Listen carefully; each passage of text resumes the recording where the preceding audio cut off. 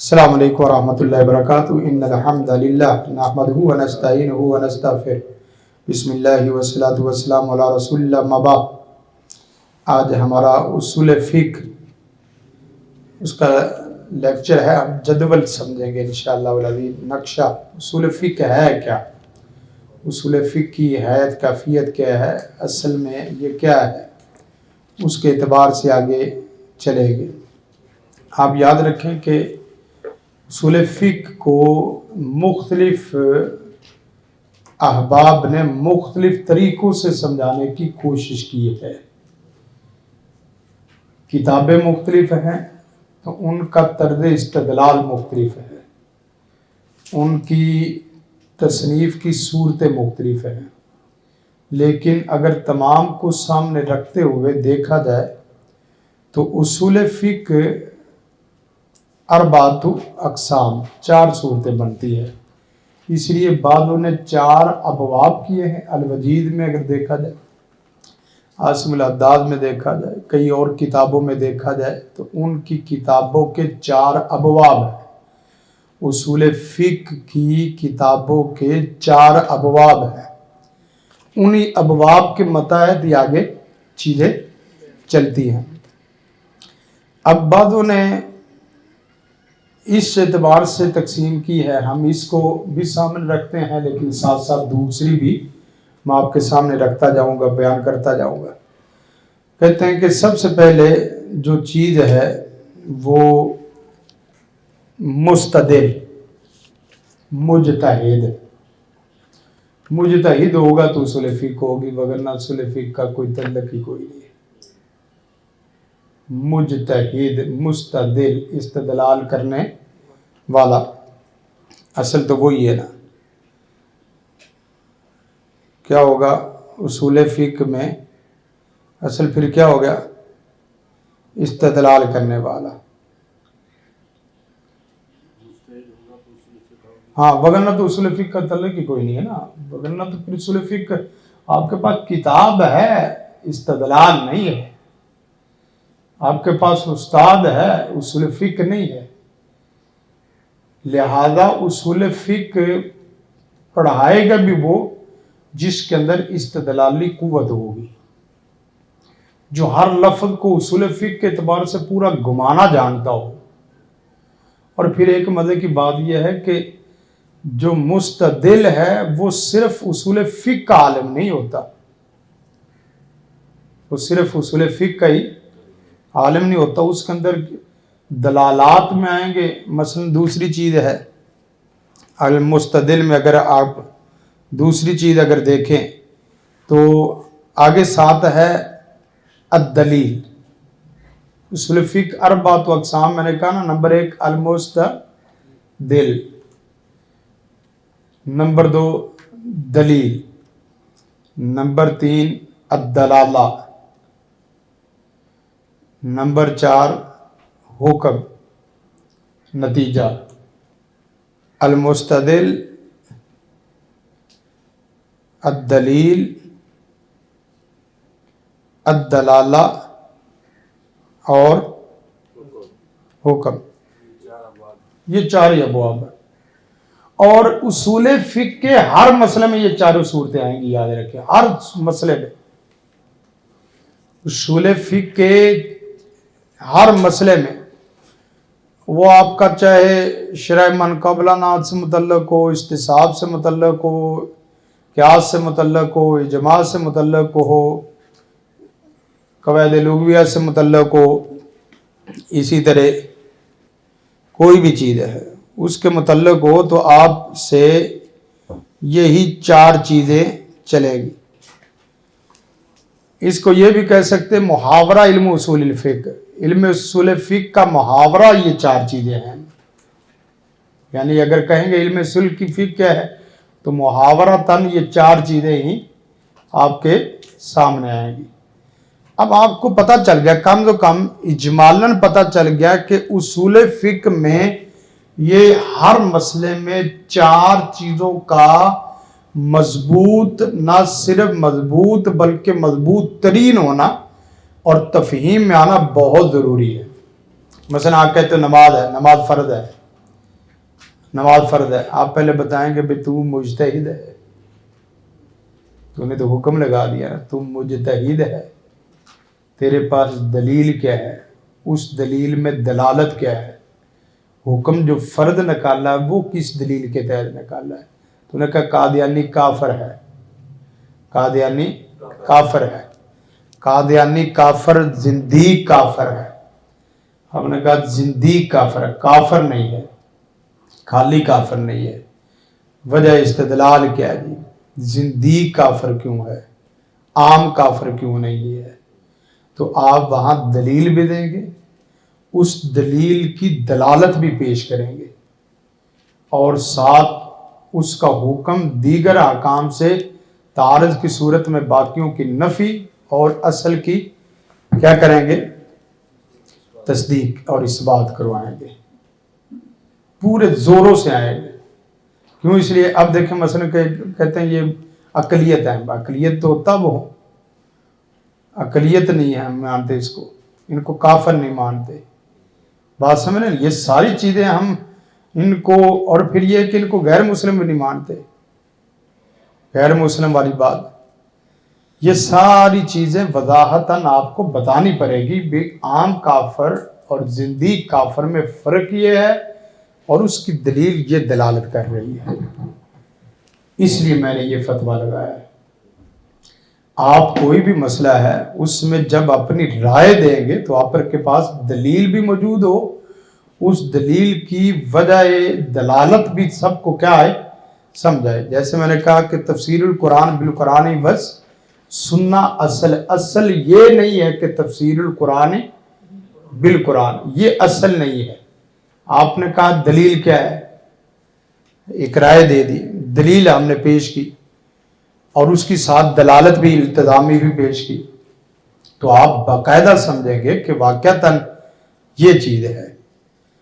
کوئی بھی چیز ہے، آپ کہیں یہ صوفہ ہے، یہ مائک ہے، اس کا استعمال جائز ہے، بات سمجھ، یہ کیا ہے، ویسکوٹ ہے، اس کا استعمال جائز ہے، یہ ٹوپی ہے، اس کا استعمال کیا ہے، جائز ہے، یہ کرسی ہے، اس کا استعمال جائز ہے، یہ ناجائز ہے اور یہ جائز ہے، تو جائز کی آپ کے پاس مکمل دلیل ہونی چاہیے، اور اسی طرح ناجائز کی بھی آپ کے پاس کیا ہونی چاہیے، دلیل۔ اور دلیل کسے کہتے ہیں؟ دلیل دلالت کے بغیر ممکن نہیں ہے۔ آپ کہہ رہے ہیں کہ کتاب اللہ میرے پاس ہے، کتاب اللہ نہیں ہے اصل کتاب اللہ آپ کی دلیل کیسے بن رہی ہے وہ آپ نے دکھانا ہے۔ ہو سکتا ہے وہی دلیل میری بن رہی ہو، آپ کہتے ہیں میرے پاس یہ ایت دلیل ہے، وہ ایت دلیل نہیں ہے، اس ایت میں جو دلالت آپ کی بن رہی ہے آپ نے وہ دلالت دکھانی اور سمجھانی ہے، وگرنہ تو آپ کہیں گے یہ ایت میری دلیل ہے۔ بھئی ایت تو جاہل کے پاس بھی ہوتی ہے، جاہل آدمی بھی ایت پیش کر رہا ہوتا ہے، عامی بندہ بھی کیا پیش کر رہا ہوتا ہے، ایت پیش کر رہا ہوتا ہے، لیکن اسے دلیل بطور دلالت کے دلیل بنانا بہت مشکل ہے، اسے پتہ ہی نہیں ہے، اسے تو ظاہری معنی کا نہیں پتہ، اس کو تو ایت کے ظاہری معنی کا نہیں پتہ، لیکن معنی آگے جو انطباق کرنا ہے، پھر بسا اوقات یہ کہہ دیتے ہیں کہ یہ حکم اس حکم کے لیے ہے، چیز ایکول نہیں ہوتی، یعنی بسا اوقات جیسے قیاس کر رہے ہیں تو قیاس میں جو اصل ہے وہ فرع کے بالمقابل اس کی کوئی آپس میں تمثیلی صورت بنتی نہیں ہے، فرع کا تعلق کسی اور چیز سے ہے، اصل کا تعلق کسی اور چیز سے ہے، لیکن مستدل مجتہد اس نے بتانا ہے کہ یہ واقعتاً آپس میں اب شراب اور نشہ اور یہ مل کے آ رہی ہے، اب اس کو روٹی سے کہیں گے تو ہم کہیں گے اصل کا حکم فرع میں تب ہی منتقل ہوگا جب اس کی پوری کیا پائی جائے گی، شرائط پائی۔ آپ نے ادھر سے لے لیا روٹی بھی تو نشہ ہے نا، آپ نے لیا کھانا بھی تو نشہ ہے نا، چائے بھی تو نشہ ہے نا، بھئی اس طرح نہیں چلے گا، اس طرح نہیں چلے گی، اس طرح تو شریعت پتنگر مذاق بن جائے گی، شریعت کو بن جائے گی مذاق بن جائے گی، کیوں؟ اس لیے کہ آپ نے اصل اور فرع دونوں لے لیے ہیں، لیکن اصل اور فرع کی جو دلالت ہے وہ آپ نے لی نہیں، آپ کو سمجھ نہیں لگی، اس لیے لہذا آپ کو حکم ایسے ایسے جیب جیب منتقل کرتے جائیں گے اور نئے نئے شوشے چھوڑتے جائیں گے۔ یاد رکھیں کہ میں اصولی بات کرتا ہوں، جس بات میں آپ، ایک ہوتا فہم سلف اور ایک ہوتا منہج سلف، دونوں میں فرق ہے۔ آپ کو فہم سلف سمجھا گیا ہے، لیکن جو وہ فہم جہاں سے نکلا ہے وہ تو آپ کو پتہ ہی نہیں ہے۔ پھر بات سمجھے، ایک ہے فہم سلف، ایک ہے منہج سلف۔ آپ فہم سلف کی زور پہ بولنا شروع ہو گئے ہیں، فہم سلف کے زور پہ کیا ہو گئے ہیں؟ بولنا شروع ہو گئے ہیں اور مناظرے شروع کر دی، لیکن آپ کو منہج سلف کا پتہ ہی نہیں ہے۔ فہم سلف ہو سکتا ہے اس جگہ ایک ہو، دوسری جگہ دوسرا ہو، تیسری جگہ تیسرا ہو، لیکن وہ منہج کے تحت ادھر ایک ہے، دوسری جگہ دوسرا، تیسری جگہ تیسرا۔ منہج آپ کو سمجھ نہیں آیا تو فہم میں آپ بے شمار غلطیاں کر جائیں گے۔ اصل فہم سلف ہے یا اصل منہج سلف ہے؟ اصل منہج سلف ہے۔ دلیل پکڑنے کا طریقہ سلف کا کون سا ہے؟ سلف دلیل پکڑتا کیسے ہے؟ سلف دلیل پکڑتے کیسے ہیں؟ اصل چیز تو یہ ہے۔ اس لیے میں نے کہا تھا کہ سلف کی سب سے مضبوط دلیل کون سی ہے بھلا؟ سب سے مضبوط دلیل، سب سے مضبوط دلیل کون سی ہے؟ دیکھیں، بات اگر پورے شعور سے اور پورے ذوق اور بریکی سے سمجھیں گے تو باتیں سمجھائیں گی، وگرنہ جو آپ نے چیزیں سرسری طور پہ، اساتذہ نے ادھر بھی اس وقت سمجھایا ہوگا لیکن آپ نے سرسری طور پہ سمجھا ہوگا۔ یہ ایسی کوئی بات نہیں ہے کہ ہمارے جتنے بھی مدارس ہیں اس میں یہ باتیں ہو نہ رہی ہوں، یہ ممکن ہی نہیں ہے۔ بس فرق ایک ہے کہ پرایا پیرا بدل جاتا ہے، مسئلہ بدلنے سے پیرا، یعنی کوئی کسی اسلوب سے لا رہا ہے، کوئی کسی اسلوب سے لا رہا ہے، کوئی کسی اسلوب سے لا رہا ہے۔ اس کی وجہ پیش آمدہ مسائل کی وجہ سے، پیش آمدہ مسائل جتنے دقیق عمیق ہوں گے، جتنے بھیانک اور بدے ہوں گے، اسی قدر آپ کا فہم بھی اتنا بریک، لطیف، عمیق اسی طرح ہوتا جائے گا۔ جس کے مسائل نکاح طلاق کے ہیں اس کا فہم بھی نکاح طلاق میں چلے گا، اور جس کے مسائل الحاد اور دیگر فتنوں کے ہیں وہاں عمیق نظر میں منہج بھی اور فہم بھی کیا ہے؟ اسی طرز کا چلے گا، کیونکہ دلیل بدل گئی نا، آگے مد مقابل بدل گیا، مد مقابل۔ اور یاد رکھیں ایک ہی قلم ہوتا ہے بچے، ایک ہی قلم ہوتا ہے، ایک قلم جو لکھتا ہے اور خوب لکھتا ہے، ہاتھ بدلنے سے تاثیر بدل جاتی ہے۔ قلم ایک ہی ہے، وہ ایک، یہی ایک قلم آپ تجربہ کر کے دیکھ لیں۔ آپ ادھر 5 بچوں کو دے دیں، 5 بچوں کے قلم سے الفاظ مختلف، مختلف نتائج مختلف، کوئی پورا جگ جہان لکھ دے گا اور کوئی خالی کمرہ لکھ دے گا اور کوئی پیٹ ہی لکھ دے گا۔ بس اسی طرح گن ایک ہی ہے، ہاتھ بدلنے سے نشانہ بدل جاتا ہے۔ تلوار ایک ہی ہے، ہاتھ بدلنے سے دھاڑ بدل جاتی ہے۔ یہ چیزیں ہیں، یہ اللہ تعالیٰ کی طرف سے ہر بندے کو عطا ہوتی۔ تو بات کیا کر رہے تھے؟ منہج سلف اور فہم سلف، یہ 4 چیزیں جو میں نے آپ کو بتائی نا، اسی کے ارد گرد پورا اصول فقہ گھومتا ہے۔ اب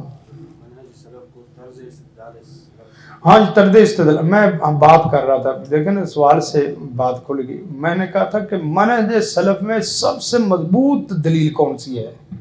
سب سے مضبوط دلیل، ہاں جی، سب سے مضبوط دلیل، سب سے مضبوط دلیل اجماع ہے۔ سب سے مضبوط، کوئی آدمی ایک جگہ قرآن پیش کرے، دوسری جگہ سنت پیش کرے، تیسرا بندہ اجماع پیش کرے، اجماع سے دلیل پیش کرے، تو قرآن سنت اجماع والا قرآن سنت سے آگے نکل جاتا ہے، बात समझ रहा, थोड़ी बात फिर थोड़ी सी मुख्तलफी है तफहीम में, तो हमने मसाइल बनाने नहीं है, मसाइल सुलझाने हैं। अब मसला कोई कहता है कि मेरे पास किताबुल्लाह की दलील है, नंबर एक, मसला एक मुख्तलफी है, उसमें चार बंदे मौक़िफ़ पेश कर रहे हैं। एक कहता है मेरे पास क्या है दलील, किताबुल्लाह की, दूसरा कहता है मेरे पास दलील है सुन्नत रसूल की, तीसरा आदमी कहता है मेरे पास दलील है इजमा की। तो दिल तीनों में मजबूत कौन होगा, इजमा वाला, क्योंकि हाँ इजमा समझे, हमारे यहाँ इजमा किताबुल्लाह सुन्नत रसूल के बगैर मुमकिन ही नहीं है। यानी जहां इजमा कहा जाएगा तो इजमा का मतलब अफराद का बगैर दलील के इकट्ठ नहीं है, बगैर दलील के इकट्ठ उसे ये इजमा शरीयत की इस्तिलाह है, ये जमहूरियत की इस्तिलाह नहीं है। और सारी उम्मत का इकट्ठ शरीयत पे होता है, किसी जमहूरी गैर जमहूरी मसले पे नहीं होता। मेरी बात समझ रहे, ये मैथ की तरह फलसफे की तरह नहीं है। इजमा एक इस्तिलाह है, इससे आपने जब उसूल फिक़्ह की इस्तिलाह बोलनी है ना, याद रखो तीन इस्तिलाहें होती हैं इजमा के मुतल्लिक़, तीन इस्तिलाहें। इधर से चलेंगे तो फिर आगे बात में ना ये पूरी बुनियाद बांधूंगा तो फिर चलूंगा तो फिर आपको नक्शा समझ आएगा, वगरना आपको नक्शा सारा उड़ता जाएगा। बात समझ रहे, ये मैं बुनियाद मजबूती से चला रहा हूँ, फिर उसके बाद आगे। मसलन जब आपने उसूल हदीस में मुहद्दिसीन का इकट्ठ पेश करना हो तो वहां आपने लफ्ज़ कौन सा इस्तेमाल करना है, इत्तिफाकुल मुहद्दिसीन। इत्तिफाक उसूल हदीस की इस्तिलाह है। उसूल हदीस की इस्तिलाह क्या है, ये नहीं कहना कि यहाँ फुकहा का इस मसले में इत्तफाक है, वगरना आपको फौरी समझ जाएगा, फन्नी आदमी फौरी समझ जाएगा, उसूली आदमी फौरी समझ जाएगा भाई इस आदमी को लफ्ज़ आते हैं, इस आदमी को पता इल्म का। उलमाए उम्मत का इस मसले में इत्तफाक नहीं कहना, उलमाए उम्मत का इस मसले में क्या है, इजमा है। सबूत मसला में मुहद्दिसीन का इस मसले में इत्तिफाक है, ये हदीस क्या है, ये मसला सही क्या है, साबित है। किरात में कुरान से मुतल्लका हो तो वहां कुर्रा कराम का इजमा और इत्तफाक नहीं, यहाँ वो वहां दोनों लफ्ज गए, वहां तलक्की बिल कबूल हासिल है, वहां तलक्की बिल कबूल हासिल है। वगरना आप इस्तिलाहात में गड़मड़ करेंगे ना तो फिर ऐसे ही समझे जैसे आदमी कोई इंटरव्यू देते हुए कहे कि हिदाया उसूल फ़िक़्ह की किताब है और उसूल शाशी फ़िक़्ह की बहुत अच्छी किताब है। उसूल शाशी हिदाया, कोई बंदा कहते हिदाया कि मेरे पास एक साहब आ गया, वो ना इधर कोई किसी मदरसे का था, बड़ा तेज तरीन था, मैं भी उस वक्त तालिब इल्म था, गालिबन चौथी या पाँचवीं क्लास में थे, हाँ बल्कि पाँचवीं। तो वो साथ हमारे कमरे में बैठ गया, साथ उसने ना आओ देखा ना ताओ, और फिर पूरा मुनाजरा लगा दिया। कहने लगा कि सूरत हाल ये है कि करते करते बात यहाँ तक जब पहुँची ना, कहने लगा कि हमारी क्लास का 2 पढ़ा और आपके इदारे का 8 पढ़ा हुआ 8वीं क्लास का, हमारी दूसरी क्लास का वो बराबर नहीं है, वो आगे है। अब मैंने देखा भी इसको थोड़ा सा देखे तो सही कैसे है, तो और मैंने फिर बुलाया, मैंने कहा बेटा इधर आओ। अब ये पहला वो लफ्ज़ था जिससे उससे दिमागी तौर पे फ्रेश करना, यानी अपने जैसे आदमी को बंदा कहे बेटा इधर आओ, यानी उम्र में एक बराबर हो तो उसे कहना बेटा इधर आओ। तो हाँ जी बताइए कैसे, आखिर कैसे कोई जो आप एक को आली और दूसरे को नादिल कह रहे हैं, तो आखिर क्या वजह। कहने लगे आप जिस मसले में मर्जी मेरे से बात कर ले। तो उस वक्त मुझे भी मनाजरों का बड़ा शौक़ था, مناظروں کا مطلب یہ 12-14 مسائل، اور شیعہ کے خصوصاً سارے مسائل ایسے ازبر ہوتے تھے کہ وہ ہر وقت نہ ورقہ ذہن میں جیب میں ہوتا تھا کہ شاید کہ ابھی مناظرہ ہو جائے، حالانکہ ایک بھی نہیں ہوا۔ یعنی یہ ہوتا ہے مناظرہ آدمی کے آدمی نا ذہن میں ایسے ہوتا ہے کہ شاید ابھی لڑائی ہونے والی، ابھی لڑائی ہونے والی۔ وہ مزاح میں اسی طرح وہ ایک آدمی حلوائی کی دکان پہ چلا گیا، کہنے لگا یار یہ بھی آدھا کلو مٹھائی دے دے، جلدی کر لڑائی ہونے والی ہے۔ اس نے تھوڑی دی جلدی، وہ کہنے لگا یہ بھی کر جلدی کر لڑائی ہونے والی۔ وہ تھوڑا تھوڑا کھاتا گیا تو کہنے لگا پیسے، کہنے لگا پیسے تو کوئی نہیں، کہنے لگا یہی وہ لڑائی تھی، جلدی کر لڑائی ہونے والی۔ تو اس کو بلا، کہنے لگا کہ جس مرضی مسئلے پہ بات کر۔ بات کرتے کرتے چلے، میں نے کبھی کس مسئلے پہ بات کرنی؟ کہنے لگا اس مسئلے، میں نے کہا رفع دین نہیں ہے، زندگی میں کوئی نہیں ہے۔ لفظ ہی تیرے سے پہلی دفعہ سن رہا ہوں کہ یہ ہوتا ہے رفع دین۔ کیا ہوتا ہے رفع دین؟ کہنے لگا رفع دین نبی صلی اللہ علیہ وسلم۔ میں نے کہا بولے ایک منٹ، یہ جو تو نے لفظ بولا یہ کیا ہے؟ یہ جو تو لفظ بول رہا ہے یہ کیا ہے؟ یہ نبی کیا مطلب نبی کون ہوتا ہے؟ کہنے لگا نعوذ باللہ تو نبی کو نہیں مان۔ میں نے کہا ایک یار بات، تو نئے لفظ لا رہا ہے، بڑے عجیب لفظ لا رہا ہے، یہ پہلے میں تیرے سے رفع دین ایک نیا لفظ سنا ہے تیرے سے۔ دوسرا یہ ہے کہ تو نبی، یہ نبی، اس کے بعد تو نے یہ ابھی لفظ کون سا بولا ہے؟ یہ نعوذ باللہ میں کون سا ہے؟ اللہ۔ یہ اللہ کون ہے؟ میں تو کسی اللہ کو نہیں مانتا۔ کہنے لگا استغفر اللہ، تو اللہ کو نہیں مانتا تیرے سے؟ میں نے کہا بات سن، میں مانتا نہیں ہوں لیکن ماننا چاہتا ہوں، مانتا نہیں ہوں لیکن ماننا چاہتا ہوں۔ تم پہلے نہ مجھے اللہ سمجھا، یہ اللہ کون ہے؟ اور اللہ سمجھانا ہی نہیں ہے، منوانا بھی ہے، کیونکہ مجھے تو پتہ ہی نہیں اللہ کون ہے، میں تو خود سب چیزوں کو سمجھتا ہوں۔ تو وہ اس بات پہ آیا، میں نے کہا تو پہلے مجھے اللہ سمجھا اور منوا، پھر تو نبی سمجھا اور منوا، پھر تو نماز اور باقی سارا کچھ میں خود ہی مان جاؤں گا۔ تو وہاں آ کے چپ ہو گئے۔ میں نے کہا بچے تیرے اور ہمارے میں یہی فرق ہے، تو 8 سال کا جو کہہ رہا ہے نا، تو 8 سال کا کہہ رہا ہے، یہاں کا 8 پڑھا اور وہاں کا 2 پڑھا، 2 اور 8 کا نمایاں فرق سمجھ آ رہا ہے نا تجھے؟ تیرے اور ہمارے میں یہی فرق ہے۔ تو ابھی چھوٹی سی بات میں اتنا الجھ گیا ہے کہ تو نے اسی کو پورا کائنات اور جہان سمجھ لیا ہے۔ لوگ اللہ کے انکار پہ آ گئے ہیں اور تو ابھی ادھر لگا ہوا ہے۔ بات سمجھ رہا ہے کہ تجھے پتہ ہی نہیں ہے کہ 8ویں کلاس ہوتی کیا ہے، بس تیرے اساتذہ نے یا تو نے یہ بہت بڑا بنا کے پیش کر لیا ہے، بس اس پہ لگا۔ ہاں یہ ہے کہ تو اپنا کرتا رہ، کسی کو غلط نہ کہے، جو تو نے کرنا ہے نا وہ کرتا رہے۔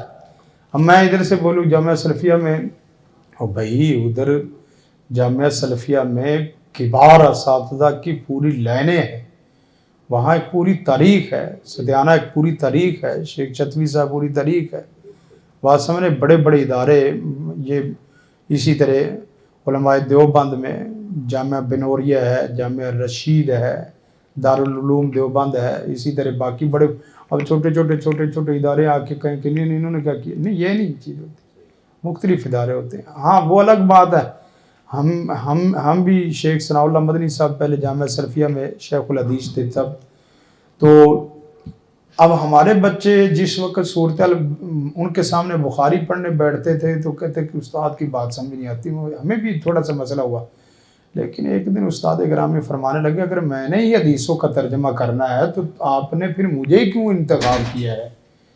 ہم نے تو بھائی اس مسئلے میں جو الجھے ہوئے مسائل ہیں ان کا صحیح آپ کو کیا دینا ہے، رخ دینا ہے، استدلال دینا ہے۔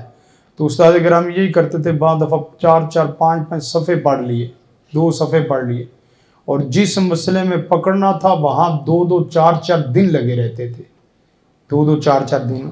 کیوں؟ اس لیے کرنے لگے کہ ہم ترجمہ کرنے تو نہیں آتے نا، اگر ترجمہ ہی کرنا ہے تو پہلے بھی ہمارے پاس ان بچوں کو بٹھاؤ جن کو پہلے عبارت، ترجمہ اور تفہیم سارا کچھ مکمل ہے، پھر محدثانہ طور پہ آدمی بخاری پڑھے۔ बात समझ रहे कि अब अपनी कमजोरी को उनकी कमजोरी बनाना। उस्ताद इसी तरह बड़ी बड़ी बातें बड़े सादा सलीके में समझा रहे होते हैं। अच्छा, ये इजमा मैंने कहा था, इजमा उसमें क्या है, किताबुल्लाह भी है, सुन्नत रसूल भी है, और साथ पूरी उम्मत के जय्यद मकबूल उलमा का इकट्ठ भी है। सुन्नत रसूलुल्लाह और साथ उलमाए उम्मत सारा, और फिर उलमाए उम्मत का उस मसले में दलील पकड़ने के एतबार से मनहज भी वादे है, दलील भी वादे है, और हुक्म भी क्या है, वादे है, दलालत भी क्या है, वादे है, सारी चीजें आ जाती। लिहाजा जहां इजमाए उम्मत का कोई लफ्ज बोल दे, बस आपने ये देखना है कि वो इजमा वाले खाली दावे ना हो, इजमा वाले खाली दावे ना हो, क्योंकि बाद लोगों ने हर मसले पे इजमा लिख दिया है, हर मसले पे इजमा लिख दिया है। तो ये चीजें आपने खुद देखनी। मसलन इजमा होता क्या है, हमारे लोग ना, मैंने उस दिन भी आपको बताया, वो इज्तिमाई रवैया है, वो अमली मिनहाज है। अमली मिनहाज वो हो सकता है कि इस वक्त आपको सारी उम्मत के उलमा का इकट्ठ नहीं, लेकिन वो मनहज आपको जगह जगह नजर आएगा अल्लाह के हुक्म से, उसी का नाम इजमा है। इजमा बंदों की कसरत का नाम नहीं, ये फर्क समझो बच्चे। इजमा लोगों की कसरत का नाम नहीं, वो इज्तिमाई रवैये जो किताब व सुन्नत से माखूज हैं और सही सलफ के मनहज पर, वो इज्तिमाई रवैये। मसलन वमन युशाकिकिर रसूला बादी मा तबय्यन लहुल हुदा व यत्तबि गैरा सबीलिल मोमिनीन। अब व यत्तबि गैरा सबीलिल मोमिनीन का मतलब इमाम शाफी ने क्या लिया, इससे मुराद क्या है, इजमा है। वो मोमिनीन के रस्ते को छोड़ के किसी और रस्ते को इख्तियार करता है। यहां यत्तबि गैरा सबील है, गैरा सबील से मुराद क्या है, वो रवैया, वो रास्ता, वो मनहज, वो अमली मिनहाज। यहां बंदा तो आ ही नहीं रहा।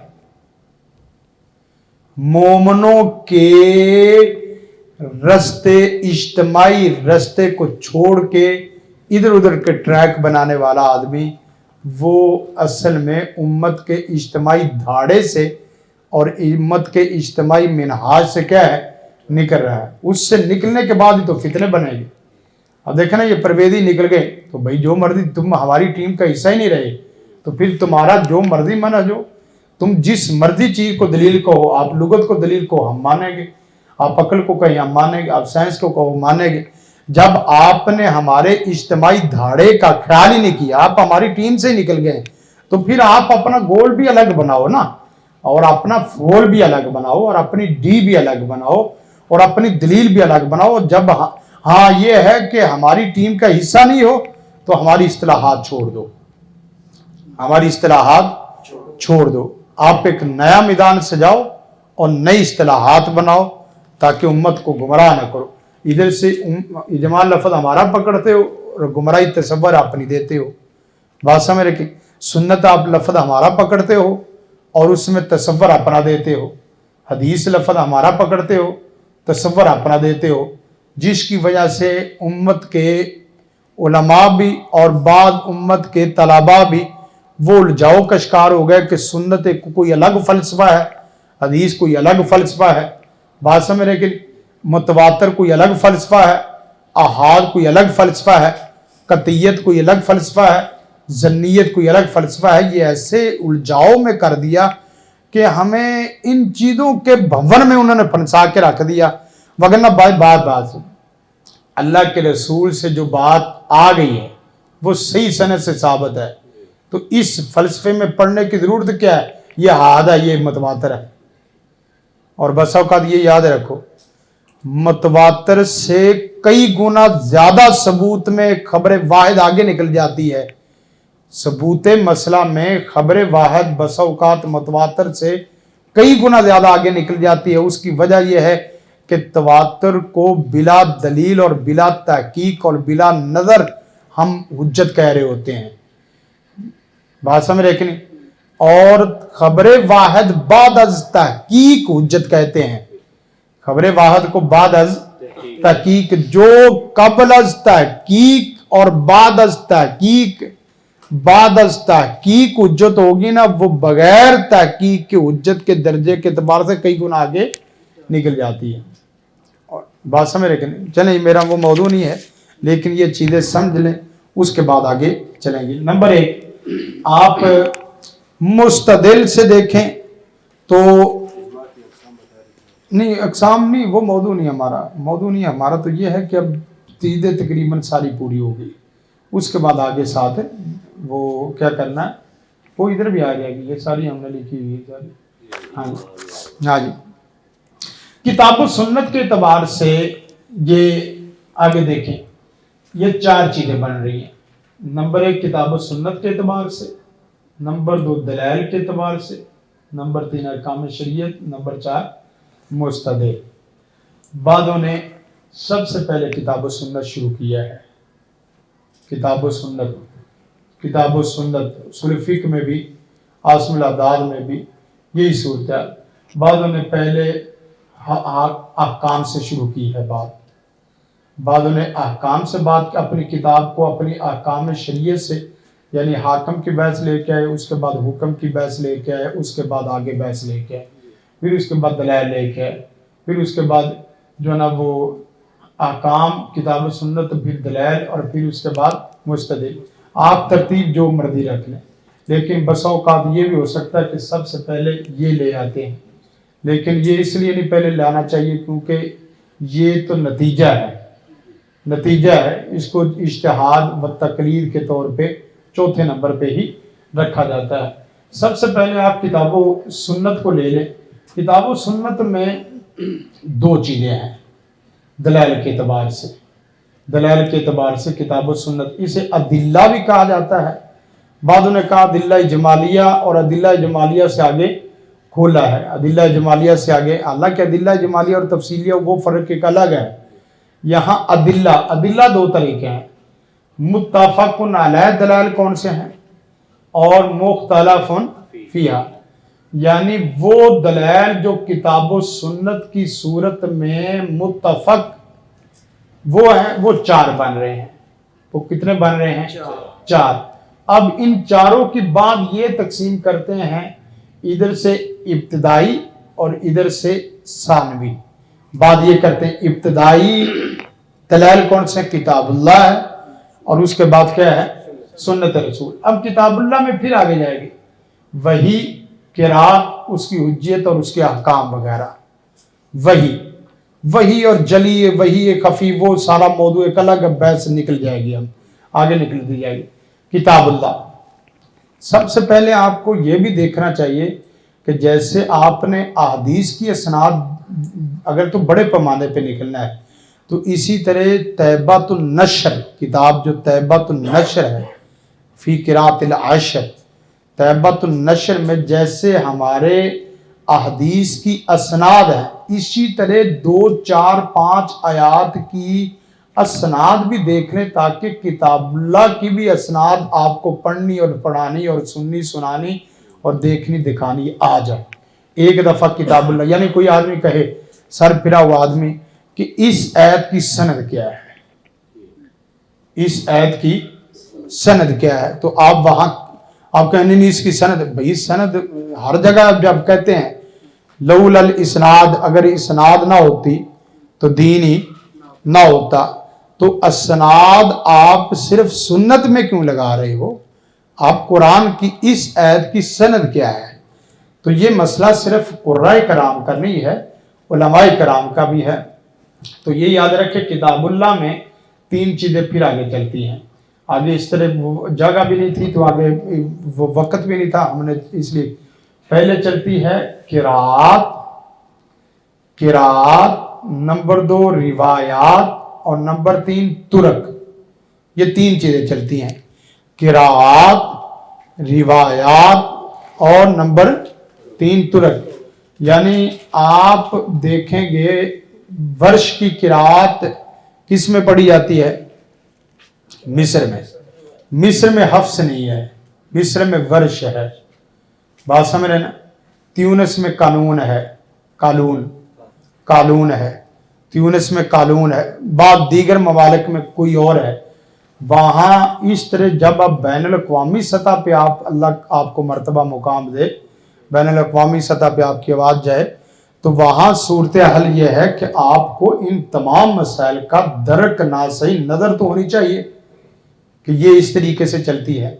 जैसा कि आप जानते हैं कि लक़द जाअकुम रसूलुम मिन अनफुसिकुम अज़ीज़ुन अलैहि मिन मानी तुम्हारी अलैकुम बिल मोमिनीन रऊफ़ रहीम। इस आयत की सनद के मतलब मसला बन गया, क्योंकि ये भी याद रखें कि इसका मुतवातर इसके मुतवातर की तरीब में काफ़ी फ़र्क है।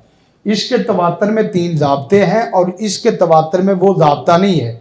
यानी अगर सुन्नत का तवातर देखेंगे तो वो सुन्नत के सबूत में तवातर की तरीब बिल्कुल और है। किरात में देखेंगे तो किरात के तवातर में सबूत की तरीब बिल्कुल और है। तो इसमें कोई मसला नहीं है, हर्ज नहीं है। फ़र्क इतना है कि उसूल इल्म बदलने से इस्तिलाहात क्या होती हैं, बदलती हैं। उसमें अहाद कुछ और है। अब देखें, बाद ने कहा कि इसमें जो मुतवातर है वो हुज्जत है और इसमें जो अहाद है वो ज़न्नियत है। इसमें मुतवातर है वो हुज्जत है और इसमें अहाद है तो वो क्या है, हुज्जत, वो ज़न्नियत में आ जाती। मसला ये नहीं है, मसला सबूत का है। सबूत के बाद ही मैंने आपको बताया कि 2-4 इस्तिलाहात ऐसी हैं इसने उम्मत के उलमा को बिलखुसूस मसालक की जड़ें कमज़ोर करके रख दी। उसमें एक कतियत और जन्नियत वाला फितना, कतियत और जन्नियत वाला फितना, ये इतना बड़ा फितना है कि उसकी कोई हद नहीं है। इसकी वजह से मसालक में बहुत ज़्यादा इंतशार पैदा हुआ है, बहुत ज़्यादा इंतशार पैदा हुआ है। हर मसले में देखना कतियत है या जन्नियत है। बस दूसरा फ़लसफ़ा जहाँ से खराब हुआ ना वो मसला, वहाँ वो है मतवातर और अहाद वाला। मतवातर और अहाद के फितने से सबूत दीन के मसाइल खड़े हो गए। सबूत दीन के, वहाँ तफहीम दीन के मसाइल शुरू हो गए, यहाँ सबूत दीन के मसाइल इतने शुरू हो गए कि बंदा परेशान हो जाता है, यार बंदा करे क्या, जाए कहाँ। और वो कर रहे होते हैं जो उम्मत के उलमा है, अहले इल्म है। तो ये दोनों चीज़ें इस एतबार से भी आपने देख लेनी, क्योंकि इसके बगैर तो आगे हमारा पूरा उसूल फ़िक़्ह कमज़ोर और बूढ़ा और मकड़ी के जाले पे खड़ा है। जब आप सबूत दीन ही नहीं ला सकते तो तफहीम दीन का तो मसला ही ख़त्म है। सबूत दीन बहुत ज़रूरी है। सबूत दीन साबित कहाँ से हो रहा है, किताबुल्लाह से और साथ रसूलुल्लाह सल्लल्लाहु अलैहि वसल्लम के अल्फाज से। ये भी आप पीछे एक सवाल किया एक बच्चे से, वो कहने लगा कि हज़रत उस्मान रज़ियल्लाहु ताला ने किरात ख़त्म कर दी थी, किरात वगैरह क्या कर दी थी, ख़त्म कर दी। ये तो उलमा के आम मौक़िफ़ हैं, किरात ख़त्म कर दी। आप बताएं। अब मैं एक मसला फ़िक़ही मसला और इस्तदलाली मसला रखने लगा हूँ। उनज़िलल कुरआन, उनज़िला फ़ेल कौन है, मजहूल, और अल कुरान इसका नायब फ़ाइल है। तो गोया के कुरआन नाज़िल किया गया है अला सबाती। अब आहरूफ तो नहीं नाज़िल की, असल तो नाज़िल क्या किया गया है, कुरान। तो कुरान जो किरात होता है ना, फत्तबि कुरआन, कुरान वो अल्फाज की बिल मुशाफा किरात होती है, अल्फाज की बिल मुशाफा किरात होती है। अगर आप अब देखें ना मसला सूरत हाल क्या मसला क्या बन रही, उसूल फ़िक़्ह का मसला समझाने के लिए आपको तमाम उलूम में कम से कम नज़र होनी चाहिए, दरक ना ही हो। अचानक मसला इधर से किधर चला गया है, किरात में चला गया है, बात समझ रहे, उधर से किधर चला गया, उसूल हदीस में चला गया, और उधर यत्ता भी गैरा सबिल मोमिनीन में किधर चला गया, ग्रामर में चला गया। तो आप किसी भी जगह कमज़ोर होंगे तो मसाइल आपके लिए सुधारना मुश्किल हो जाएंगे। ये चीज़ें बहुत अहम है। अब मसलन अगर देखा जाए किरात में इस तरह कुरान नाज़िल किया गया कितने में, 7 किरात में। तो आदमी कहे कि सारी उम्मत मिल के कुरान के किसी लफ्ज़ को मनसूख कर सकती है। नासिक, आपने नसक की जो बहस पढ़ी है उसमें नासिक उम्मत आया कभी किसी जगह, आ ही नहीं सकता। अकेले उस्मान नहीं, सारी उम्मत मिलके भी कुरान का नसख नहीं कह सकती। तो फिर अकेले उस्मान ने जो किया है वो ये नहीं किया। मेरी बात समझ, लेकिन सारी उम्मत मिल जाए تو قرآن کے کسی ایک لفظ کا نسخ کر سکتی ہے؟ ممکن ہی نہیں ہے. کیسی عجیب بات کرتے ہیں. بات سمجھ. ہمارے ساتھ اس طرح ایک بات میں نے کہا تجھے کیا پتا قرآن مجید اس طرح نسخ ہوتا ہے؟ کتنا تو اللہ کے جو نا وہ رسول صلی اللہ علیہ وسلم پر اور ساتھ صحابی رسول پر کیا کر رہا ہے, الزام لگا رہا ہے. ساری امت چھوڑو, نبی کسی آیت کا نسخ اپنی مرضی سے کر سکتا ہے؟ اور پھر نسخ, پھر ایک اور بات, نسخ کا تعلق ہی نبی کی زندگی کے ساتھ ہے. نسخ کا تعلق ہی نبی کی زندگی کے بعد نسخ کا تعلق ہی ختم ہو جاتا ہے. اور بات سمجھ رہے ہو کہ نہیں مولانا؟ بات سمجھ رہے؟ نسخ کا تعلق ہے ہی نبی کی زندگی کے ساتھ. نبی نے بتانا کہ یہ آیت منسوخ ہو گئی. جب نبی کی زندگی ختم ہوگی اور خلیفہ کون آ رہے ہیں صالح, اس وقت آپ کہتے ہیں اس نے منسوخ کر دی. تجھے اصطلاحات کا نہیں پتا. تجھے کیا پتا اصطلاحات کیا ہوتی؟ تو ناسخ منسوخ کو نہیں سمجھا. ناسخ منسوخ کا یہ فلسفہ ہے کہ وہ تیسرے خلیفہ جا کے اس کو کیا کر رہے ہیں, منسوخ کر رہے ہیں, کیونکہ نسخ کا تعلق ہی کس سے ہے؟ نبی کی زندگی سے ہے. تو پھر صحابی رسول عثمان رضی اللہ تعالیٰ نے جو کام تو سمجھ رہا ہے وہ نہیں ہے. تو اپنا فہم درست کر. ہاں سنت. آگے پھر ہے اجماع. ہاں جی کس کا؟ ہاں وہ پتہ ہے کیا, وہ قرات شاذہ وغیرہ وہ روایات جس کا تعلق قرآن سے نہیں ہے. وہ کافی ساری مثالیں ہیں, اتنی مثالیں ہیں کہ جس طرح کوئی آدمی ایتوں میں پڑھ کے ہیں منسوخ آیات نہیں, تفسیری الفاظ ختم کیے تھے. جیسے آپ کتاب لکھتے ہو نا, بخاری پڑھتے ہو, بخاری کے ساتھ اپنے حاشیے لکھنا شروع کر دیتے ہو, اس طرح وہ حاشیے ختم کیے تھے, وہ تفسیری روایات ختم کی تھی, وہ تفصیلی نکات ختم کیے تھے, قراءات ختم نہیں کی تھی. ہاں بخاری خود بولتی ہے, آپ بخاری میرے سامنے لے آئیں. اصل میں پتہ کیا ہے, جو حدیث ہوتی ہے نا, میں میرے سے جو اختلاف کرتا ہے نا, میں کہتا ہوں کہ تو میرے پاس نا وہ نص لے کے آ, کیونکہ تو نص کو جو تو سمجھ رہا ہے اسی نص سے ہم تجھے سمجھائیں گے. اس لیے کہ نص صحیح ہے تو پھر تفہیم میں مسئلہ آ رہا ہے. پھر کیا آ رہا ہے؟ تفہیم میں مسئلہ آ رہا ہے. بات سمجھ رہے نا؟ وہاں نص میں یہ نہیں ہے کہ وہ الفاظ ختم کرنے کو والا تو بات ہی کوئی نہیں ہے. وہاں ہمارے لوگ مترجم ہیں جو ابھی مستحضر نہیں ہے, اس لیے میں آپ کو مسئلہ تھوڑا سا وہ کر رہا ہوں. آپ وہ نص لے آئیں گے, وہاں باقاعدہ ثابت کریں گے ہم کہ تو خاتمے کا لفظ کہاں سے لا رہا ہے.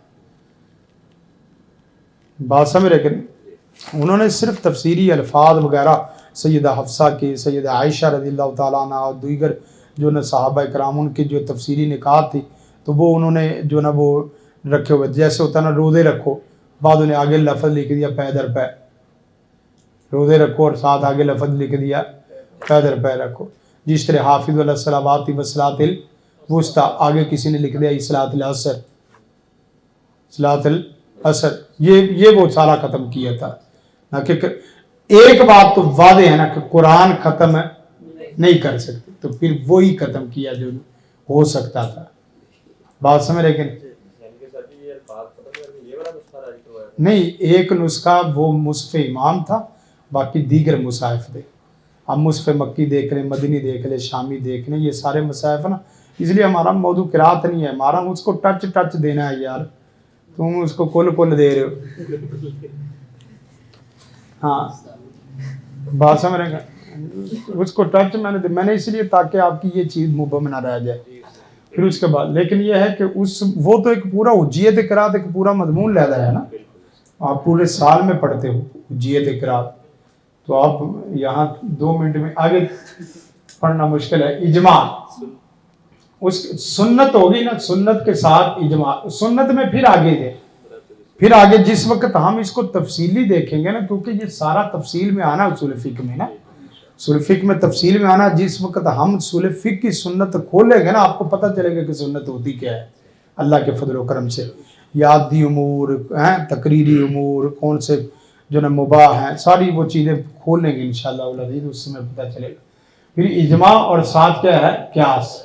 اجماع اور قیاس، بعضوں نے اس کو بھی مختلف فی میں رکھا ہے، بعضوں نے اس کو بھی مختلف فی میں، جیسے کہ ابن حزم تو اس کو مانتے ہی نہیں ہے نا، امام ابن حزم اس کو قیاس کو سرے سے مانتے نہیں، لیکن یہ ہے کہ یہ امت کے اجتماعی دھاڑے سے رویے سے جو ہمیں چیز سمجھ آ رہی ہے وہ کتاب اللہ، سنت اور اجماع اور قیاس۔ میں نے کہا اس کی بھی دوسری صورت یہ بن جائے گی کہ کتاب اللہ اور سنت رسول کو بعضوں نے اول میں رکھا ہے اور اجماع اور قیاس کو کس میں رکھا ہے؟ ثانوی میں رکھا ہے، لیکن یہ مختلف فی ہیں۔ مختلف فی میں یہ تھوڑا سا اس لیے کر دیا کہ بعضوں نے ان چیزوں کو، جس کو اصول سمجھ آ گیا انہوں نے متفق کر دیا، جس کو نہ سمجھ آئی اس کو جیسا کہ اب قول صحابی ہے، قول صحابی ہمارے ہاں باقاعدہ حجت ہے، لیکن مختلف فی میں اس لیے چلا گیا کہ کون سا قول صحابی حجت ہے اور کون سا قول صحابی حجت نہیں ہے۔ جیسا کہ آپ نے درایت تفسیری اور درایت اجتہادی صحابہ کے وہ اقوال جو تفسیر سے متعلق ہیں، وہ اقوال جو درایت سے متعلق ہیں، وہ اس طرح آ جائیں گے۔ یہ عرف آ گیا، صد الذرائع آ گیا، استحسان آ گیا، شرع من قبلنا آ گیا، قول صحابی آ گیا، مسائل مرسلہ، استصحاب وغیرہ، یہ مختلف ہی ہیں۔ اس کے بعد آگے دیکھیں تو آگے احکام شریعت، احکام شریعت میں حاکم ہے، ساتھ حکم ہے، اسے ویسے کہتے ہیں المدلول، مستدل، یہ مدلول احکام کو کہتے ہیں جو اس سے کیا کیا گیا ہے؟ اخذ کیا گیا ہے، جس پہ اس کی پوری دلالت آتی ہے۔ تو مدلول، حاکم، حکم، محکوم فی اور محکوم علیہ، یہ پورا باب آپ کا آ جائے گا۔ حاکم کی بحث کس لیے آتی ہے یہ پوری ہم تفصیل میں پڑھیں گے، یہ باقاعدہ ایک مسئلہ ہے۔ شروع میں اصول فقہ میں جو سلفی کتابوں میں سب سے پہلے حاکم رکھا ہے، وہ جس وقت تک حاکم کے متعلق اس کا نظریہ درست نہیں ہے، حاکم کا حکم وہ بندہ سمجھ نہیں سکتا، بات سمجھ رہے کہ حاکم کے متعلق صحیح۔ اس لیے ہم بحث کرتے ہیں، وہ کلان صاحب بات سن رہے تھے، مسا عقیدے میں اور حاکم اصول فقہ میں۔ حاکم اصول فقہ میں بحث اس لیے لائی جاتی ہے تاکہ فقہ اس وقت تک مضبوط اور مربوط نہیں ہوتی جب تک آپ کا فقہ سے پہلے نظریہ مضبوط نہ ہو، عقیدہ مضبوط نہ ہو تو آپ کا عمل بیکار ہے۔ تو حاکم سے متعلق جو عقیدے کی بحث ہے، عقیدہ مضبوط ہے تو سارے آگے مسائل بھی مضبوط ہیں۔ حاکم کے بعد حکم ہے، حکم میں پھر دو طرح کی، تکلیفی اور کیا ہے؟ وضعی، تکلیفی اور وضعی۔ تکلیفی میں کیا ہے، وضعی میں کیا ہے، یہ آگے چل کے پڑھتے جائیں گے، لیکن واجب ہے، مندوب ہے، اس کے بعد یہ اس نے نا تقسیم اس طرح کر کے وہ بعد دفعہ بچہ آگے پیچھے بھی کر دیتا ہے، جیسے آپ کو بتایا۔ اصل تکلیفی میں بھی دو ہے، اس میں جو میں اپنے طریقے سے سمجھاتا ہوں نا، افعل ہے یا لا تفعل ہے۔ افعل میں سختی ہے تو وہ فرض ہے، اور افعل میں نرمی ہے تو وہ کیا ہے؟ مستحب ہے۔ لا تفعل میں اگر سختی ہے تو وہ حرام ہے، اور لا تفعل میں اگر تھوڑی سی نرمی ہے تو وہ کیا ہے؟ مکروہ ہے، اور درمیان میں مباح ہے۔ اصل سوال یہ ہے کہ مباح افعل لا تفعل میں آتا نہیں ہے تو پھر یہ حکم میں کیسے آ گیا؟ بات سمجھ، لیکن مسئلہ سوال یہ پیدا ہوتا ہے کہ حکم میں لا حرج ولا جناح ولا ظہیرہ، یہ چیز جب حکم دیا ہی نہیں ہے اس کا تو وہ حکم میں آیا کیوں ہے؟ سوال تو یہ پیدا ہوتا ہے، یعنی اس کا تو بنتا ہے واجب کا، مندوب کا، حرام کا اور باقیوں کا ہے، لیکن یہ کیسے آ گیا کہ یہ واجب اور مندوب کے ساتھ مباح؟ یہ بھی ہم اصول فقہ میں ادھر پڑھیں گے۔ آگے وضعی میں ساتھ کیا ہے؟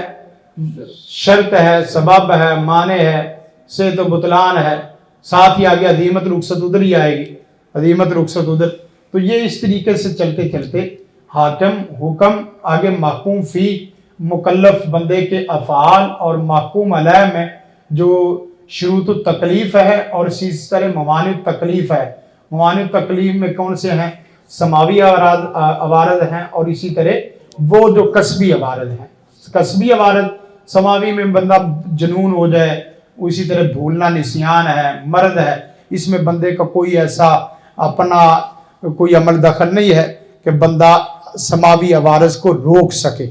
جو خود حاصل کردہ ہے وہ کوئی بھی چیز ہے، بندہ نشہ خود لے آئے، خود بیماری لے آئے، سگریٹ پیتا جائے، غلطیاں کرتا جائے، ناپسندیدگی والی ساری چیزیں وہ اس میں آ جائے گی۔ اس کے بعد آگے چل کے دیکھیں تو फिर ऊपर में जो 3 चीजें जा रही है ना, ये असल में इसने लफ्ज़ लिखा किताब व सुन्नत से मसाइल मुस्तंबत करने के एतबार से। असल ये है कफियतुल इस्तिदलाल, कफियतुल इस्तिदलाल, ये आगे मुस्तदिल है और ये दलाइल है, और ये कफियतुल दलाला, ये दलाला भी इसको कह सकते हैं, अद-दलाला, अद-दलाला, क्योंकि इसने किताब व सुन्नत से मसाइल मुस्तंबत करने के एतबार से जो ना वो चीज लिख दी। असल अद-दलाला या कफियतुल इस्तिदलाल, कफियतुल इस्तिदलाल या कफियतुल इस्तिंबात, इस्तिंबात की कफियत क्या है, वो क्या 3 चीजें आती हैं। अल-क़वाइदुल उसूलिया लुग़विया है, ये पूरा एक पूरी चीज आगे इधर जा रही। दूसरा अत-तारुज़ व तरजीह है, और तीसरा मकासद शरीयत है, मकासद शरीयत। ये तीनों चीजें असल में दलालत के एतबार से, बस औकात ये है कि आपका उसूल पूरा है, आपकी तरजीह तारुज़ वाली सूरत पूरी है, लेकिन ये चीज आड़े आ जाएगी, ये चीज आड़े आ जाएगी कि आपने मसला यहां बताना कौन सा है, क्योंकि मसले को बताने से पहले मकासद शरा भी आपको आने चाहिए, ताकि पता चले कि आपका बताया हुआ मसला वो मजाक ना बन जाए, आपका बताया हुआ मसला मजाक ना बन जाए। किसी मसले को बताना जरूरी होता है और किसी मसले को छुपाना क्या होता है, जरूरी होता है। ये मकासद शरा के एतबार से जाएगा। अब लुग़वी एतबार से देखा जाए तो ये फिर हम उधर जाके उसूल फ़िक़्ह की किताब को खोलेंगे, जिस वक़्त के लफ्ज़ होता है, लफ्ज़ को जिस वक़्त खोलेंगे ना, लफ्ज़ को, लफ्ज़ जाएगा आगे अस्मा में, लफ्ज़ जाएगा अफ़आल में, लफ्ज़ जाएगा हरूफ में, अस्मा आगे फिर 9-10 किस्म के अस्मा में जाएंगे। यानी नस आई, नस का लफ्ज़ आया, लफ्ज़ से माना अखद करने से पहले, यानी जो लफ्ज़ का उसूली माना अखद करना है, वो लफ्ज़ फिर चला जाएगा कहाँ, अस्मा की बहस में, लफ्ज़ चला जाएगा अफ़आल की बहस में, लफ्ज़ चला जाएगा हुरूफ की बहस में, फिर लफ्ज़ आगे चला जाएगा मंतूक की बहस में। यानी जो लफ्ज़ से माना ले रहे हैं वो नुतक से आ रहा है या मफहूम से आ रहा है, मंतूक सरी है, मंतूक गैर सरी है, यानी बात समझ। जब लफ्ज़ खुद बोल के माना दे दे तो वहां आपको खाम खा लंबे चौड़े इस्तेदलाल करने की जरूरत नहीं है। जैसा कि बाद ऐसे अल्फाज हैं कि उसमें कोई उलझाव है ही नहीं, उसमें कोई उलझाव। अब मसलन रुकू किसे कहते हैं, कोई उलझाव नहीं है, हैं, सजदा किसे कहते हैं, कोई उलझाव नहीं है। खाम खा इस तरह की चीज़ों में उलझा के रख दिया कि किसी आमी आदमी को पूछ लो कि रुकू किसे कहते हैं, रुकू करके दिखाओ, तो वो रुकू में कोई रोटी पका के नहीं दिखाएगा, बात समझ। लेकिन यानी उसे कहे रुकू करके दिखाओ तो वो तंदूर में चला जाए। यानी कुछ अल्फाज वो लफ्ज़ बोल रहे होते हैं कि इसका माना मफहूम ये है, आमी बंदों को समझ आ रहा कि रुकू से मुराद क्या है, आलिम आदमी उलझाओ करके रखा हुआ है कि इससे मुराद अल इन्हिना है, रुकू से मुराद ये कफियत है, ये इत्मीनान है या नहीं है। किस वैसे में पड़ गए यार, तुम्हें अभी तक यही नहीं पता चला कि शारे रुकू से मुराद क्या लेता है। रुकू से मुराद यानी एक तरफ तो मुफ्ती आजम का और मुजतहिद आजम का और मुस्तदिल होने का दावा है, दूसरी तरफ से सदी मंतूक वो समझ नहीं आ रहा कि रुकू किसे कहते हैं। यही वजह है कि हमारे मसाइल जब उलझ जाते हैं तो उलझ जाते हैं। हम मसलन हजरत की बात थोड़ा सा जाग के हैं, तो मसलन क्या है, रुकू है, अल्लाह के रसूल रुकू में गए, रुकू में सुबहान रब्बियल सुबूहुन सुबहान दिल जब रूती वल मला सुबहानकल्लाह अल्लाहुम्मा फिल्ली ज़म्बा अल्लाहुम्मा फिल्ली ज़म्बी। यानी आप 5-5, 6-6 दुआएं रुकू में पढ़ रहे हैं, और वहां तो इत्मीनान और गैर इत्मीनान की खाली लफ्ज पढ़ने से बहस खत्म हो जाती है। यानी आप वो दुआएं जो दुआएं रसूल कायनात ने पढ़ी हैं, وہ پڑھنے سے یہ بحث ختم ہو جاتی ہے کہ رکوع سے مراد کیا ہے. طویل آپ صرف ایک دفعہ ہی پڑھ لو. بات سمجھیں. اللہم اغفر لی ذنبی کلہ دکہ جلہ اولہ آخرہ. یہ رکوع تو ادھر ہی پورا ہو جاتا ہے. بات سمجھ رہے ہیں. سبحان ذی الجبروت والملکوت والکبریاء والعظمہ سبوح قدوس رب الملائکۃ والروح. سبحانک اللہم ربنا وبحمدک اللہم اغفر لی. یعنی کن چکروں میں پڑ گئے ہو. منطوق کو دیکھو یار, نطق کیا کہتا ہے. تو بات چل رہی تھی لفظ کی لغت میں جانے. لفظ کو اپنی معنی میں کھولے, بعد میں کھولے. پہلے لفظ کی ساخت کو دیکھو. معنی میں تو تب جاؤ نا, پہلے لفظ کی ساخت آپ کے اوپر کھل گئی ہے, کلر سکیم آپ کے اوپر کھل گئی ہے, تو پھر کلروں میں جاؤ نا. پہلے دیکھو تو صحیح کلر ہے کون سا. تم ابھی اسی میں گڈمڈ ہوئے ہو کہ آسمانی یہ ہوتا ہے اور کالا یہ ہوتا ہے. پہلے لفظ تو دیکھو, لفظ ہے کیا. جب تک آپ کی آنکھ لفظ کو پکڑنا نہیں نہ سمجھے گی, جانے گی, اس وقت تک آپ کا استدلال سے کوئی تعلق نہیں ہے. آپ دیکھتے ہی لفظ کو دیکھو. سب سے پہلے عادت بناؤ کہ لفظ کون سا ہے, اور شریعت میں یہ لفظ کیسے مستعمل ہوتا ہے. معنویت استدلال تو دنیا بھائی آگے کی ہے مولانا. استدلال تو ہواؤں میں ہزاروں فٹ بلندی میں اڑنے کا نام ہے. ہزاروں فٹ, لاکھوں کروڑوں میل اوپر بلندیوں میں اڑنے کا نام ہے استدلال. ابھی تو آپ لفظ زمین سے پار ہی نہیں اٹھائے. وہ کہانی ہے نا فرسٹ فلائی, جو فرسٹ ایئر میں پہلی اڑان. تو پہلی اڑان میں بندہ نا گرتا ہے. تمہیں تو پہلی اڑان میں مسئلہ ہے. پوچھے بھی استدلال کی پہلی کڑی کیا ہے. کوئی آدمی کہنے میں نے استدلال کیا ہے, تو اس کو بھائی تو بتا نا استدلال کی پہلی کڑی شروع کہاں سے. جیسے ہوتا ہے نا گنتی کہاں سے شروع ہوتی, کہاں سے شروع ہوتی, ایک سے. تو استدلال کہاں سے شروع ہوتا ہے بتا. اب ایک آدمی میرے سے تھوڑا سا ادھر تھوڑا مسئلہ ہوا, وہ آپس میں الجھ رہے تھے. وہ میں نے بات کی تو کہنا میں نے تحقیق کی. میں نے کہا تجھے کیا پتہ تحقیق کیا ہوتی ہے, تجھے تحقیق کی, تجھے اردو کتاب پڑھنی نہیں آتی, تو تحقیق کی ہے. کملے ہو گئے, علماء سے مسئلے سمجھو. تو نے تحقیق, کہاں سے تحقیق شروع ہوتی ہے. اصل میں نا خام خواہ الجھ جائے, بندہ پوچھے بھی تحقیق, میں نے تحقیق کی ہے, تو تحقیق کہاں سے شروع ہوتی. کوئی ہر چیز شروع ہوتی ہے نا. مثلا ہنڈیا بنانی, تو ہنڈیا شروع ہوتی کہاں سے, وہ پتا ہو. یہ نہیں پتا.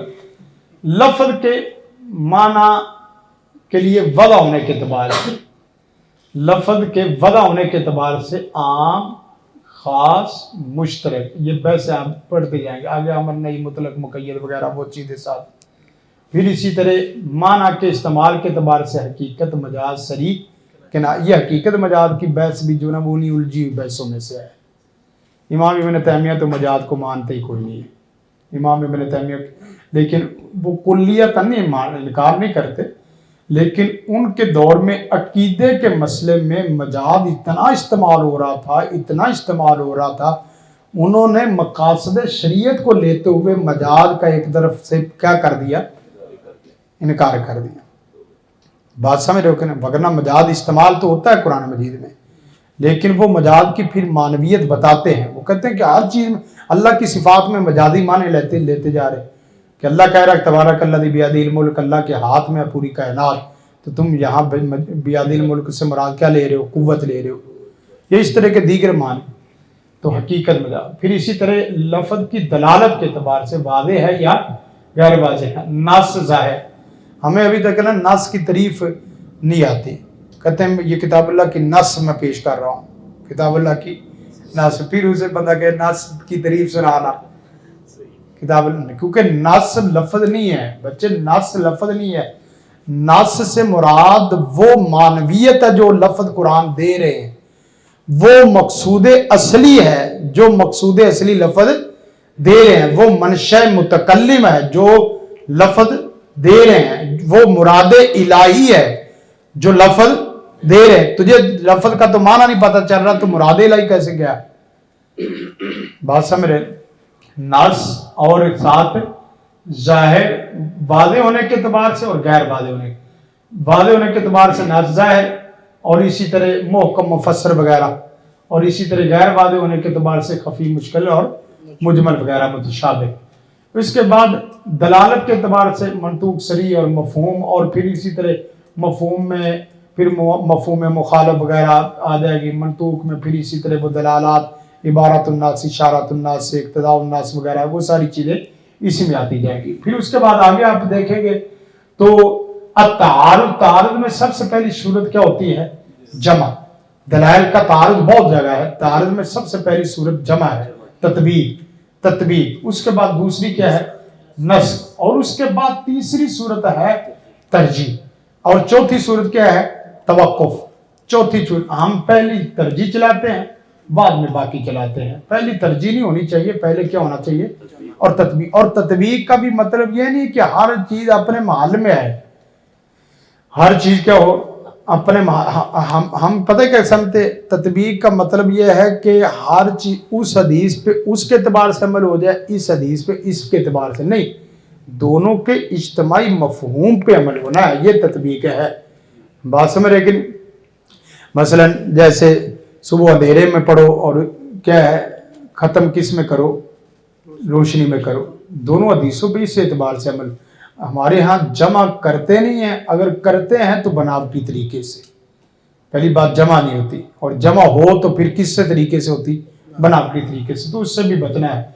नसक और नसक को आगे तरजीह की, और इसी तरह नसक की फिर आगे सूरतें हैं।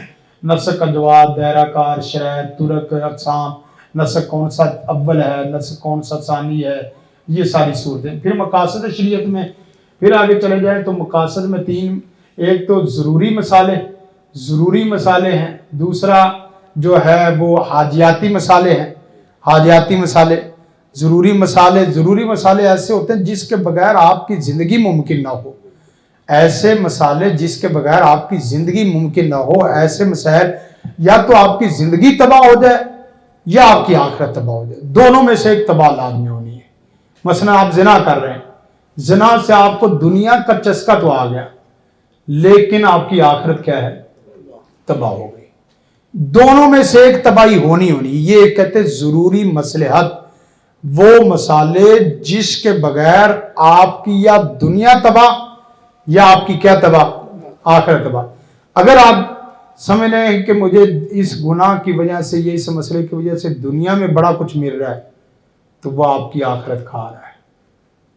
वो अलग बात है कि आपकी दुनिया भी खाता। गुनाह कभी भी ये नहीं होता कि वो नुकसान, गुनाह का नुकसान सबसे पहले आपको उसी वक्त ही शुरू हो जाता है जिस वक्त आप इरादा करते हो। आपकी नस्लें खाना शुरू हो जाता है, आपका दिमाग खाना शुरू हो जाता है, आपकी मुस्बत सोच खा गया, आपकी इज्जत खा गया, आपका दीन खा गया, आपका इर्द गिर्द के माहौल की बरकत खा गया, आपके माहौल का सुकून खा गया, आपके माहौल का इत्मीनान खा गया। गुनाह आग का अंगारा है, अंगारे ने जलाना ही जलाना है, कपड़ा जलाए या बंदा जलाए या इलाका जलाए।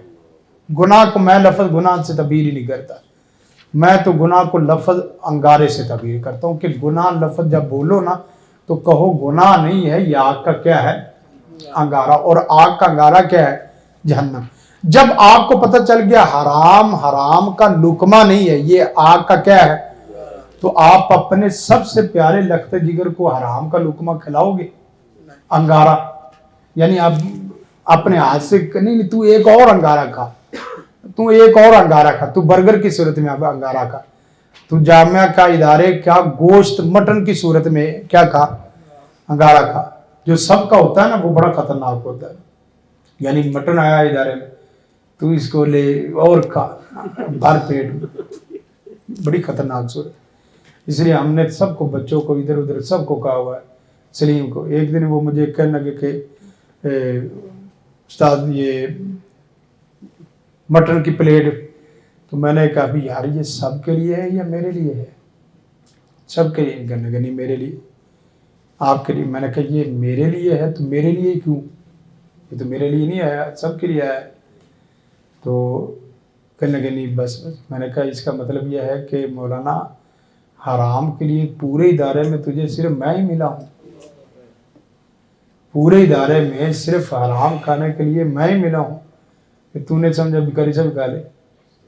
بات سمجھ، یعنی بات سمجھ آ رہی کہ نہیں؟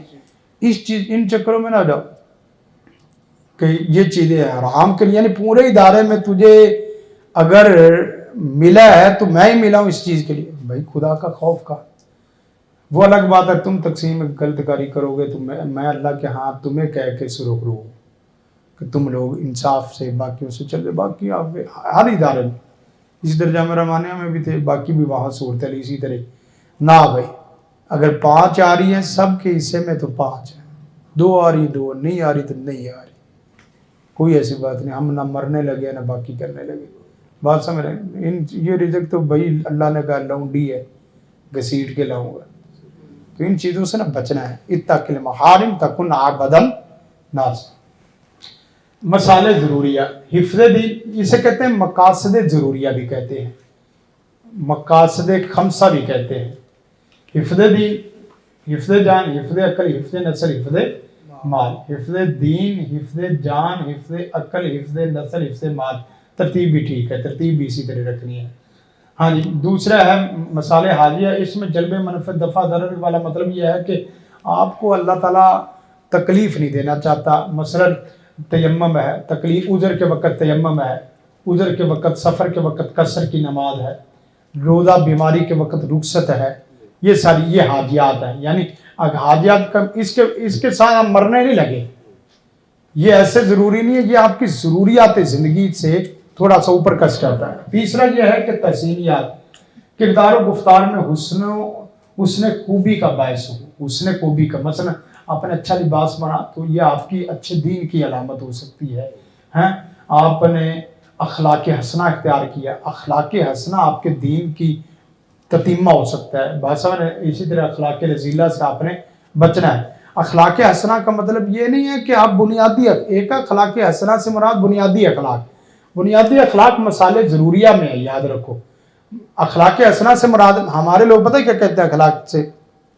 کہ بندہ بڑا بااخلاق ہے. کیا اس نے کبھی کسی کی چوری نہیں کی؟ یہ کوئی اخلاق نہیں، یہ بھی اخلاق ہے. یہ بھی اخلاق اور یہ کوئی اخلاق نہیں ہے. یعنی اصل اخلاق یہ نہیں ہے کہ بھئی اس نے کسی کے منہ سے لقمہ چھینا نہیں ہے. بھئی لقمہ چھینا نہیں ہے تو لقمہ ڈالا بھی تو نہیں ہے نا، لقمہ ڈالا بھی تو نہیں. کسی کا گھر اجاڑا نہیں ہے تو کسی کا گھر بنایا بھی تو نہیں ہے نا. گھر اجاڑنا تو اخلاق رذیلہ کی بدی صورتوں میں ہے، اور اصل گھر بنانا ہے. گھر بنانا یعنی کسی کا گھر اجاڑا نہیں ہے تو کسی کا گھر بنایا بھی تو نہیں ہے. ایک وہ بنیادی اخلاق اور ایک وہ اعلیٰ اخلاق. آپ کا حسن اخلاق دیکھ کے دین کی طرف لوگ راغب ہو. کل ہی مولانا واقعہ بیان کر رہے تھے، مولانا بابا جی سم صاحب، وہ 2 عیسائی تھے. 2 عیسائی بچے آپس میں لڑ رہے، ایک کہتا میں مسلمان ہونا، دوسرا کہتا میں مسلمان نہیں ہونا، ایک کہتا میں نے مسلمان ہونا، کہتا دوسرا میں نے تجھے روکنا ہے. تو وہ ایک تھوڑا سا دھکے سے بابا جی سمسام کے پاس چلا گیا. بابا جی سمسام کے پاس، بابا جی سمسام کے پاس جا کے کہنے لگا کہ کلمہ غسل کا جو بھی انہوں نے کہا کہ غسل کا کر کے آؤ، یا غسل ضروری ہے، یا جیسے بھی کلمے کا جو طریقہ ہے، انہوں نے کہا بھی کلمہ پڑھاؤ. انہوں نے کلمہ پڑھایا. کلمہ پڑھانے کے بعد اس نے پانی دیا. بابا جی نے کیا دیا؟ پانی دیا. بابا جی سمسام کو پنجابی شاعر سارے دعائیں دیتے ہیں کیونکہ سب کا گزر بسر اسی پہ چل رہا. تو انہوں نے ان کو پانی دیا، عیسائی بچے کو. اب پانی اس نے ایک گھونٹ پیا، اس نے پکڑ کے ساتھ ہی پی لیا. وہ دوسرا جو تھا وہ اسی بات پہ حیران و ششدر رہ گیا. کہنے لگے کہ لوگ تو ہمارے سائے سے بھاگتے ہیں اور یہ اس نے اس بچے کا جھوٹا پانی پورا گلاس ہی پی لیا. کہنے لگا مجھے بھی کلمہ پڑھاؤ، اشہد اللہ الہ الا اللہ. یہ ہے اخلاق حسنہ، اعلیٰ اخلاق. یعنی آپ نے کوئی دعوت نہیں دی، لیکن آپ کی دعوت اچھے اخلاق سے کیا ہو گیا؟ بندہ مسلمان ہو گیا. تو پھر اسی طرح مقاصد اصلیہ، تابعہ، جزیہ، اس کے بعد آگے یہ چیزیں ساری واضح ہیں. پھر آگے یہ پورا سبجیکٹ آئے گا. جی آگے چوتھی آخری چیز، مستدل اہلیت اجتہاد ہو. مستدل اہلیت اجتہاد، آگے بندہ مکلف چلے گا، بندہ مکلف پھر اجتہاد کی صلاحیت ہوگی تو مجتہد بنے گا وگرنہ مقلد بنے گا. اجتہاد کی صلاحیت ہوگی تو ٹھیک ہے، وگرنہ مجتہد بنے گا وگرنہ کیا بنے گا، مقلد. اجتہاد کی صلاحیت میں اجتہاد کے دائرہ کار کو دیکھنا ہے، اس میں ظنیت عقیدے کو دیکھنا ہے، اجتہاد اور اس قطعیت کو دیکھنا ہے، قطعی مسائل دیکھنے ہیں، ظنی مسائل دیکھنے ہیں، پھر ارکان اجتہاد دیکھنا ہے، شرائط اجتہاد دیکھنی ہے. پھر اس کے بعد تقلید ہے، ارکان تقلید ہے، اجتہاد کا دائرہ کار ہے تقلید میں. پھر آگے عامی بندہ مقلد ہے، غیر عامی مقلد ہے، یہ ساری چیزیں. دلیل کے ساتھ مقلد ہے، بغیر دلیل کے ساتھ مقلد ہے. تو یہ چیزیں. پھر اس کے بعد آگے مفتی ہے، آگے مفتی کی شروط مفتی کیا ہیں، پھر مفتی کے آگے ضوابطے کیا ہیں، اور اسی طرح مفتی کے ساتھ ساتھ وہ کون ہے، مستفتیٰ، جس نے آگے وہ فتویٰ، اس کا موقف مفتیوں کے اختلاف کی حالت کے مطابق ہے یا نہیں ہے. یہ ساری چیزیں پھر آگے چلتی جائے گی. افتاء ہے تو افتاء کے بھی آگے پورے ارکان ہیں. افتاء میں مفتی کی شروط کیا ہیں، مفتی بذات خود کیسا ہونا چاہیے، مفتی کے ارکان کیسے ہونے چاہیے، جو مسائل اخذ کر رہے ہیں اس کی صورتحال کیسے ہونی چاہیے، یہ ساری آگے وہ چلتی جائے. یہ اصول فقہ، اس میں کوئی آگے کوئی مسئلہ ہے تو بتائیں. آگے پھر اس کو اور بھی ایک آدھے پرائے سے دیکھ سکتے ہیں.